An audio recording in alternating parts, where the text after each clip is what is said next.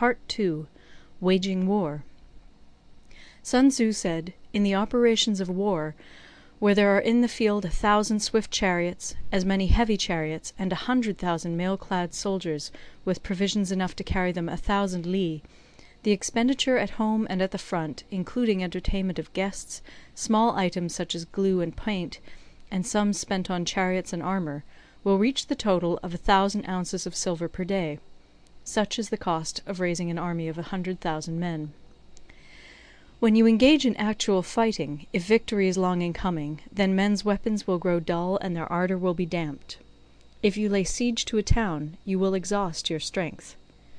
Again, if the campaign is protracted, the resources of the state will not be equal to the strain. Now, when your weapons are dulled, your ardour damped, your strength exhausted, and your treasure spent, other chieftains will spring up to take advantage of your extremity. Then no man, however wise, will be able to avert the consequences that must ensue. Thus, though we have heard of stupid haste in war, cleverness has never been seen associated with long delays. There is no instance of a country having benefited from prolonged warfare. It is only one who is thoroughly acquainted with the evils of war that can thoroughly understand the profitable way of carrying it on. The skilful soldier does not raise a second levy. Neither are his supply wagons loaded more than twice.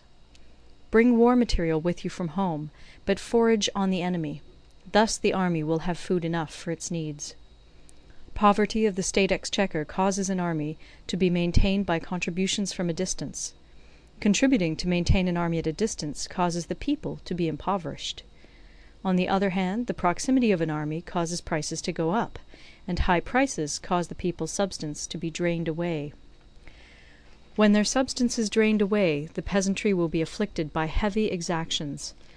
With this loss of substance and exhaustion of strength, the homes of the people will be stripped bare, and 3/10 of their income will be dissipated, while government expenses for broken chariots, worn-out horses, breastplates and helmets, bows and arrows, spears and shields, protective mantles, draught oxen, and heavy wagons will amount to 4/10 of its total revenue.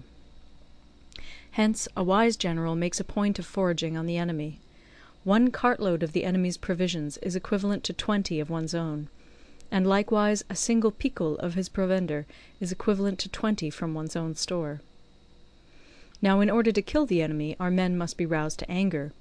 That there may be advantage from defeating the enemy, they must have their rewards. Therefore in chariot fighting, when 10 or more chariots have been taken, those should be rewarded who took the first. Our own flags should be substituted for those of the enemy, and their chariots mingled and used in conjunction with ours. The captured soldiers should be kindly treated and kept. This is called using the conquered foe to augment one's own strength. In war, then, let your great object be victory, not lengthy campaigns. Thus it may be known that the leader of armies is the arbiter of the people's fate, the man on whom it depends whether the nation shall be in peace or in peril.